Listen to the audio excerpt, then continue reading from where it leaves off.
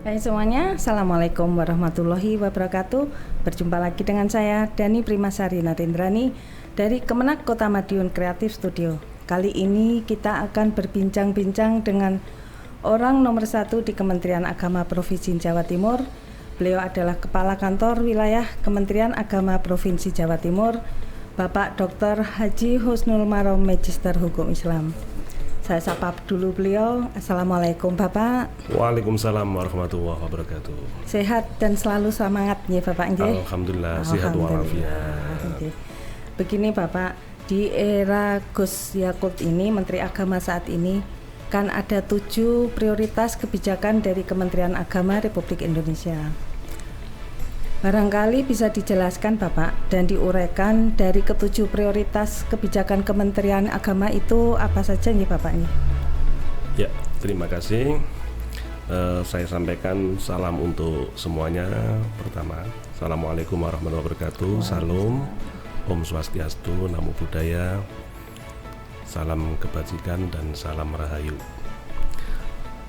Gus Menteri Gus Yakut Khalil Qomas ada 7 program kegiatan prioritas, yaitu yang pertama penguatan moderasi beragama, yang kedua revitalisasi KUA, yang ketiga digitalisasi layanan, yang keempat Cyber Islamic University, yang kelima kemandirian pesantren, yang keenam Religiosity Index, dan yang ketujuh adalah tahun toleransi.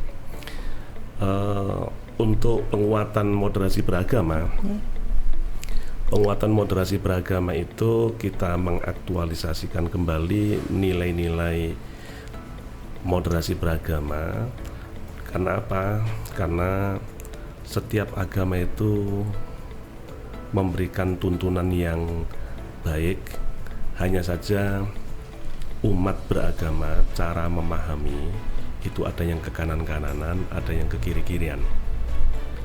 Moderasi beragama itu bagaimana cara pandang kita, cara sikap, cara berperilaku, cara berkata, itu harus sesuai dengan ajaran agama yang dianut oleh kita. Oleh karena itu, tentunya sebagai umat beragama, kita harus memberikan penghormatan atau saling menghormati kepada sesama, saling menghormati kepada orang-orang di sekeliling kita, walaupun orang-orang di sekeliling kita itu berbeda keyakinan dan agama. Dan ini sudah dicontohkan oleh Nabi Muhammad SAW ketika di zamannya Nabi Muhammad SAW selalu memberikan contoh, hormati umat beragama yang lain, hormati dan jaga tempat ibadah orang lain. Tempat ibadahnya orang Yahudi dijaga, jangan dirusak. Orang Nasrani juga demikian, orang Majusi juga demikian. Itulah termasuk salah satu praktek moderasi beragama. Ya, itu. Ya, dan revitalisasi KUA ya. Iya, revitalisasi KUA. Ya, revitalisasi KUA. Jadi KUA ini sesuai dengan tema dari Hari Amal Bakti Kementerian Agama yang ke-76, transformasi layanan umat. Jadi KUA itu nanti pusat layanan-layanan terkait dengan keagamaan, itu masyarakat itu nanti akan ke KUA. Oleh karena itu, kantor urusan agama kecamatan mulai dari kepala KUA, penghulu, penyuluh agama Islam, pengawas pendidikan madrasah, dan semua yang ada di sana, bahkan tukang sapu dan sebagainya. Bila mana ada masyarakat yang bertanya terkait dengan program-program kegiatan yang ada di Kementerian Agama, contoh masyarakat datang ke KUA tanya tentang bagaimana cara pendaftaran pernikahan, itu hal yang sudah terbiasa. Ada lagi yang tanya tentang haji, bagaimana untuk haji, ya harus dijawab. Untuk haji silahkan Bapak dan Ibu, kalau sudah ada 25 juta rupiah menyetorkan ke bank syariah yang panjenengan sudah tetapkan, ya boleh terserah bank mana. Setelah itu baru ke kantor Kementerian Agama Kota Madiun. Dan nanti Ibu karena daftar sekarang, insya Allah nanti akan dipanggil oleh Allah SWT untuk berangkat itu 33 tahun. 33 tahun, lama sekali ini, Bapak. Ya enggak juga sih. Ya saat ini yang antri yang sudah menjadi jamaah haji itu sekitar per 31 Desember 2021 kemarin itu saya hitung itu 1.184.127 jamaah haji. Banyak sekali, Masya Itu Allah. sudah disebut jamaah haji. Undang-Undang nomor 8 tahun 2019 yang sudah mempunyai porsi disebut jamaah haji. Jamaah haji. Walaupun 33 tahun yang akan datang baru bisa berangkat.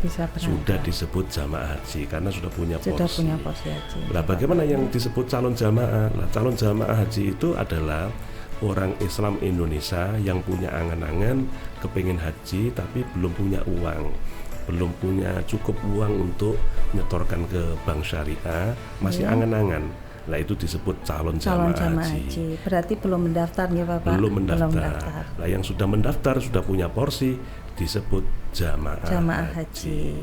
Itu. Nah, untuk digitalisasi layanan, itu di Kementerian Agama, di semua layanan yang ada di Kementerian Agama saat ini itu semua sudah menggunakan digital. IT termasuk buku nikah atau NA itu semuanya sudah pakai pakai ketikan komputer dan sebagainya, aplikasi semuanya dari pendaftaran masyarakat Kota Madiun, apalagi dipimpin oleh Pak Dr. Haji Munir, ini gebrakannya sudah luar biasa. Alhamdulillah. Iya. Jadi masyarakat yang kepingin dilayani terkait dengan apapun itu di rumah saja sudah bisa. Sudah terkoneksi langsung melalui aplikasi yang sudah diciptakan oleh beliaunya dengan kecanggihan teknologi dan kekompakan pegawainya. Itu luar biasa sehingga memudahkan masyarakat dalam segala pelayanan yang ada di Kota Madiun. Nah, untuk Cyber Islamic University ini adalah semacam universitas terbukanya milik Kementerian Agama. Nah, bagi yang lulusan SMA, SMK, Madrasah Aliyah atau pendidikan diniyah formal tingkat ulia, dan karena sesuatu hal tidak bisa meneruskan ke jenjang S1, maka diharapkan nanti bisa masuk semua ke Cyber Islamic University, masuk ke universitas terbukanya milik Kementerian Agama. Ini tidak hanya untuk warga yang ada di Kota Madiun atau warga yang ada di Indonesia, tetapi untuk warga Indonesia yang berada di luar negeri. Seperti mereka yang TKW, TKI dan sebagainya. Yang pengen kuliah lagi. Sehingga nanti pulang dari negara lain ke Indonesia itu sudah bisa sudah diwisuda oleh Pak Menteri paling tidak atau rektornya lah. Itulah kemandirian pesantren. Kemandirian pesantren ini dengan kemandirian pesantren ini maka pemerintah itu betul-betul memberikan apresiasi, berterima kasih kepada pesantren-pesantren sehingga ada undang-undang pesantren, ada Hari Santri Nasional. Itu karena terima kasihnya pemerintah kepada pesantren. Karena pesantren ini ada sebelum Indonesia ada. Jadi luar biasa pesantren. Dan disinilah pemerintah Pak Jokowi khususnya itu menitipkan program-program kegiatan-kegiatan itu di semua lembaga yang ada dan di semua kementerian yang ada, dan semuanya itu untuk mensupport kemandirian pesantren. Nah, selanjutnya ada Religiosity Index. Religiosity Index itu kalau zamannya Pak Menteri Lukman Hakim Saifuddin itu ada yang namanya indeks kerukunan. Nah, indeks kerukunan katakanlah di Kota Madiun ini indeks kerukunan berapa? Oh ternyata indeks kerukunan di Kota Madiun sudah sangat luar biasa. Bagus karena di atas indeks nasional. Nah, itu ada angka-angkanya. Lah indeks religiosity index itu kita harus di samping punya data, punya mapping, punya peta dan lain sebagainya, kita juga harus respon. Harus ada respon.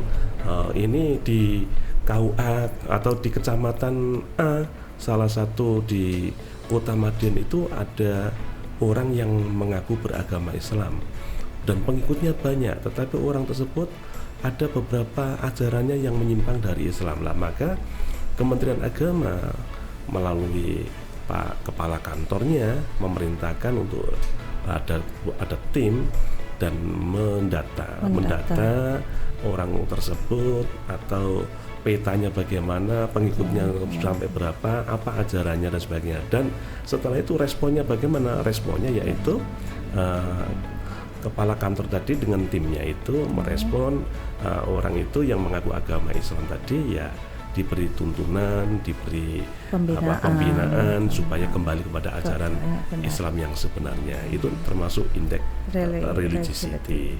Termasuk ada umpama pernikahan pernikahan usia dini dan sebagainya. Lah ini kok ngetren sekali ini anak-anak masih muda-muda.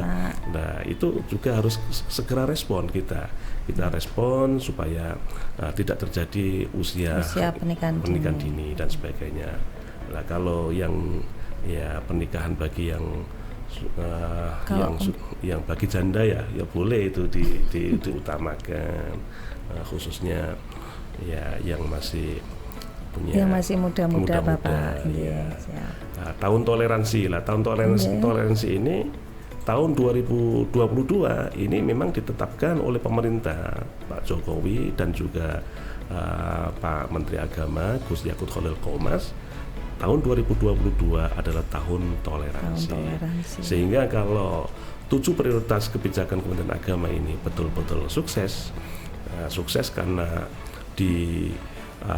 didukung oleh semua pihak, warga Kementerian Agama dan masyarakat Indonesia, khususnya masyarakat di Kota Madiun. Insya Allah pembangunan apapun di Kota Madiun pada khususnya dan pembangunan apapun di semua di wilayah NKRI itu akan semuanya lancar. Sukses, insya Allah demikian. Dan ini membutuhkan kekompakan dari kita semuanya, insya Allah demikian. Ini ada yang menarik ini Bapak, yang tentang poin yang kedua tadi tentang revitalisasi KUA. Itu kan menjadi ganjalan bagi kita yang di sini dari Kementerian Agama Kota Madiun. Di mana kan KUA itu kan ujung tombaknya dari Kementerian Agama. Sementara di Kota Madiun ini kan hanya ada 3 KUA. Dari ketiga KUA itu yang hanya mempunyai gedung milik Kementerian Agama Kota Madiun itu hanya 1. Yang 2 salah satunya punya BKM, dan yang KUA Mangunarjo itu gedungnya milik Pemkot, pemerintah kota. Sementara semua pegawainya baik dari penghulunya, baik dari kepala KUA dan pegawainya itu sudah banyak yang mendekati purna ini Bapak. Dan sarana prasaranya memang sangat-sangat kurang memadai. Di sisi lain kan KUA harus memberikan pelayanan pada masyarakat. Ini menurut Bapak menghadapi situasi seperti ini bagaimana Bapak? Jadi begini, di Jawa Timur itu KUA sampai detik ini itu ada 664. 664 itu kalau dihitung prosentasenya itu memang 60%-an itu memang barang milik negara, sudah miliknya Kementerian Agama. Dan selebihnya itu memang masih ada yang milik pemerintah kota, pemerintah kabupaten, ada yang milik BKM, ada yang milik bahkan ada yang di atas tanah wakaf, dan juga ada yang miliknya PJKA dan lain sebagainya.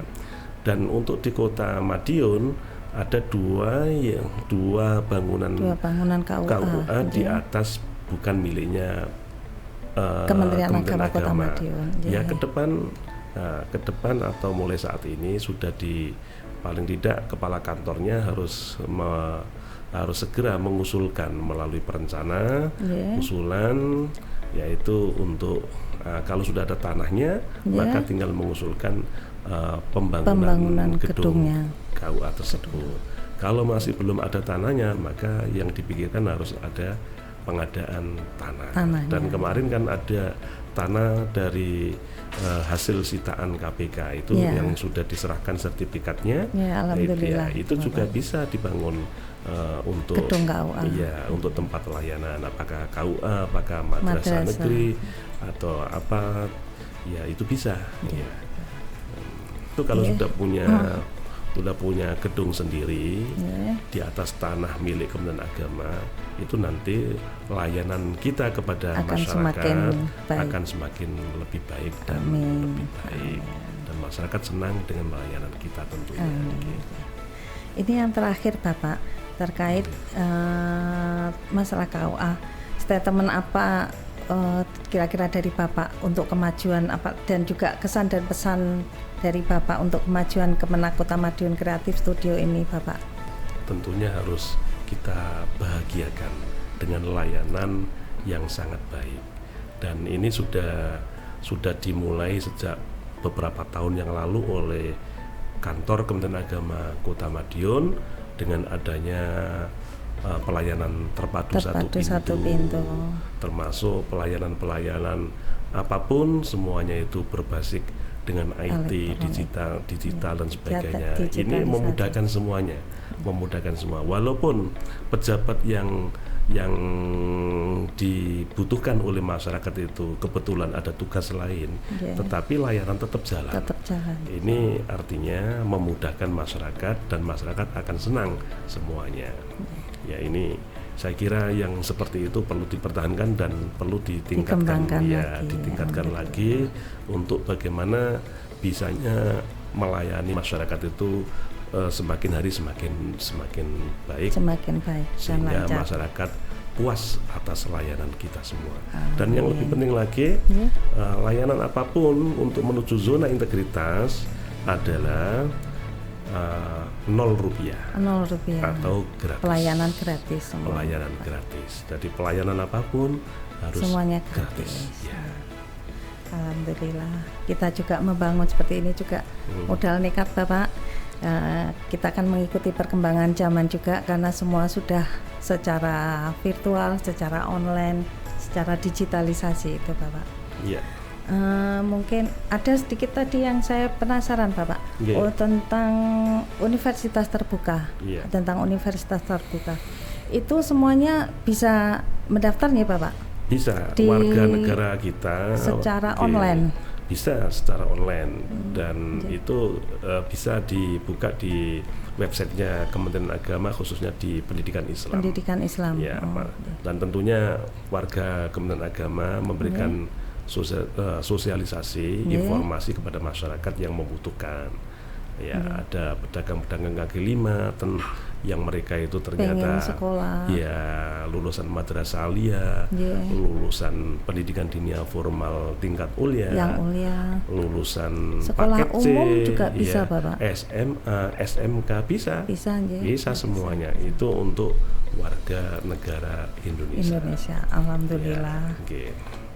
Memberikan kemudahan untuk semuanya Bapak. Betul.